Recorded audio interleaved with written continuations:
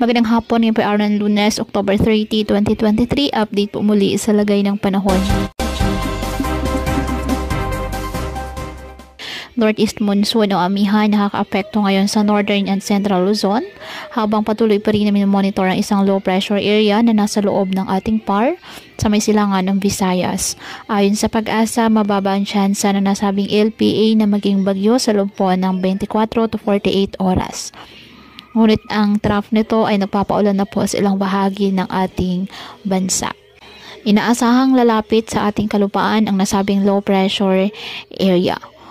Ngayong araw, dahil po sa trough ng nasabing LPA, kasabay po ng shear line, asahan na maulap na kalangitan na may kalat-kalat na pag-ulan at thunderstorms sa Bicol Region at Eastern Visayas.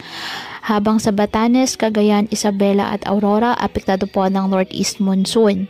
Kaya makakaasa din po dyan ng mga pag-ulan na maulap na kalangitan na may mahihinang mga pag-ulan.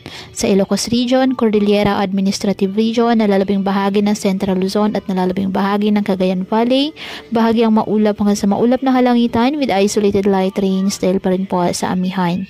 Habang sa nalalabing bahagi ng bansa, kasama na po ang Metro Manila, apektado ng mga localized thunderstorms. Kaya patuloy po na pinag-iingat ang ating mga kababayan sa banta po ng mga pagbaha or landslide, lalo na kapag may malalakas na ulan, at ugaliin po na magdala palagi ng payong o kahit anong panangga sa ulan kapag lalabas ng ating mga tahanan. At yan po muna ang update sa lagay ng panahon ngayong araw. Muli patuloy po tayo na mag-ingat at palaging tandaan, God loves you. Stay safe and God bless.